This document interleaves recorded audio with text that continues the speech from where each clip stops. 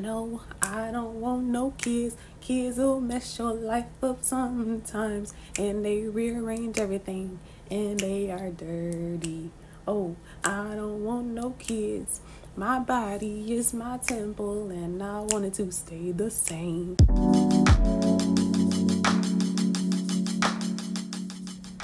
Hey y'all, welcome back to my channel, or if you are new here, my name is Brianna and I make health, beauty, and lifestyle videos to inspire and motivate women like myself. Y'all know the topic, y'all see the title. Let me explain. First, I want to start off by mentioning some celebrities that do not have kids and it seems like they're flourishing. You know, I know we don't know all of somebody's life or what they feel internally, but in my head, they're flourishing without children. Tracee Ellis Ross, Regina Hall, Sanaa Lathan, Dolly Parton, Megan Good, Maya, and Ashanti. Now, some of these women have put out quotes about not having kids and not wanting kids and not needing kids, which I respected. I said this in my previous video that there are a plethora of reasons why I don't want kids, but here are some of the main reasons that I don't want kids, and I find new reasons like every day. Starting from the basics, it will change your body forever, and you don't know how pregnancy will affect your body. Like, everyone is different. Everybody gets different conditions or symptoms sometimes and complications. Like, did y'all not hear what Beyonce said she went through with the twins? I was 218 pounds the day I gave birth. I had an extremely difficult pregnancy. I had high blood pressure. I developed toxemia, preeclampsia, and in the womb, one of my baby's heartbeat paused a few times, so I had to get an emergency C-section. These are things that you cannot always anticipate, and some of these things are actually life-threatening, especially for Black women, especially in the hospital, in the medical system in the United States. So like I said, there will be unexpected conditions sometimes. Like, women, even their eyesight is worsened. Like, what? Unexpected C-sections when you had a whole birth plan. Episiotomies. Cutting me? No, ma'am. No, ma'am. Even the weight gain. Like, you have to accept that there's gonna be possible weight gain if you're at a certain health place, at a certain age, or whatever. Like, everybody don't snap back the same. Like I said, the hospital, the medical system is not to be trusted. I don't like hospitals. I don't trust hospitals, especially as a Black woman, reiterating that. And also, postpartum depression is a big thing for so many women. Before even considering having babies, I have to find a husband first. You know why? Because I'm not doing that alone. Second of all, you never know how your marriage is going to pan out. You know, so many people just grow apart or whatever, and then the household will be separated, and that'll cause issues for the kids, and they'll be hurt, and they'll be, you know. So that's the thing, you know, if I even ever get married, and I'm not having kids if I'm not married. So I don't know if y'all overthink like I do, but raising a human is extremely horrifying to me. Like, the idea of raising a human that will be out in this world, that you have to guide and you have to tell them things and you have to give them your perspective and all of that. Like, I just watched a video, a TikTok on the Shade Room where the lady, and I'm gonna try to find it, where the lady, she told her daughter that, you know, men are supposed to go out and work and provide for the women or whatever. So the daughter knew somebody in her school whose dad was the one that stayed home and the mom went out and worked.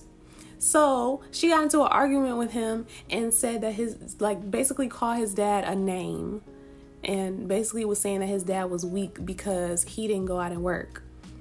Like, you tell kids certain things and they like take it to heart because they don't know any better. And now that mom has to explain to the other parents her reasoning behind telling her daughter that. Like, that is terrifying. Also, you don't know what conditions that child or children will have, from asthma to whatever other diseases, you know, conditions, allergies, and things like that. That can be a lot to deal with. Like, just rare conditions that children have that you would have never anticipated. That can be a real burden on the family, on people, on the mom, on the humans, on the everybody. Also, you miss out on sleep. And I like sleep. I don't wanna have to wake up at weird times of the night to get up and feed and miss out on sleep. And that contributes to the postpartum because I'm not sleeping. Of course I'm sad. I'm not sleeping. Then you feel bad for being selfish, like for, you know, thinking about yourself because now your life is supposed to be dedicated to this child and everything's supposed to be about them. So you feel guilty when you take time for yourself. I don't know from experience, obviously, but I'm just saying that's a thing. Mommy guilt, whatever. That's a real thing. Kids is dirty. Kids is dirty. And I know, like, you can have them, you can be cleanly or whatever.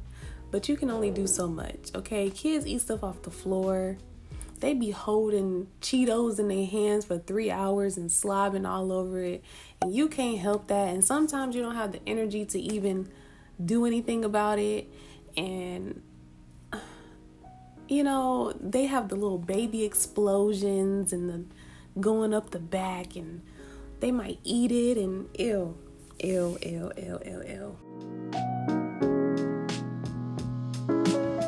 And just overall, like, raising kids is very complicated. I know I said that a little bit earlier, but it's just really complicated, especially when you're raising girls, and then they have to, I'm going into my next point, but then you have to deal with teaching them how to navigate in a world, you know, with certain type of people.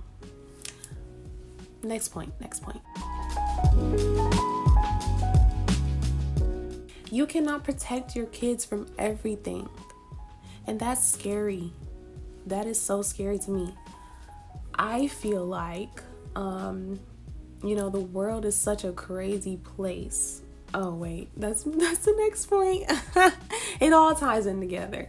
But staying on the point of you can't protect them from everything.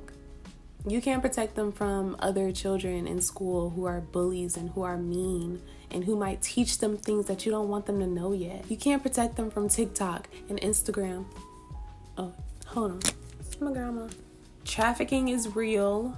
Kidnapping is real. All of that is real. So many other dangerous things that cannot be anticipated and you just wouldn't, like, you would worry about. And that's another thing. I don't want to have to worry so much. Like, and that's the opposite of law of attraction and manifestation, is worrying. But when you have kids, it's different. It's different. And then even though you want to protect them from everything, you don't want them to be too soft or you don't want them to be too rough. So you have to, like, have some type of middle ground of preparing them for things. It's like a catch-22. The very last point is that this world is just a crazy place. The economy is messed up. The environment is messed up. Don't look like it's getting any better anytime soon. Things like you have to decide whether to vaccinate or not. Just like very important life decisions that may or may not affect them for years to come. Sometimes you just don't know what to do. I know, as a parent, I know that much, that sometimes you just don't know what to do. So you just, try to make the best decision as possible. But for me, the best decision is to not bring them into this world, because I just don't want to subject them to all of this. I watched this show called Adam Ruins Everything. It was on True TV, but now it's on HBO Max.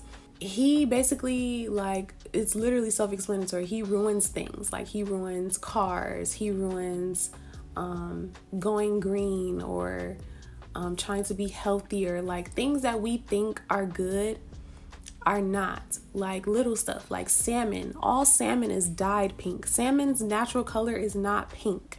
It's a gray. It's like gray. Like, little things like that. Teslas, even though I want a Tesla, Teslas are not good for the environment. They're not. So many things that I'm just being enlightened upon, and it's making me realize, like, we are really not doing good here. Like, we're not doing good. So I just feel like it would be best for me not to have children, in addition to all of those other things. And I have more reasons, but I cannot think of them right now. Maybe I will make a part 2. But that is all for now. And I am firm on these feelings right now. I know I'm only 24 and I can't speak for my future self, but that's how I feel. Thank y'all so much for watching. If y'all have any comments on this subject, please leave them in the comment section, and I will see y'all in the next video.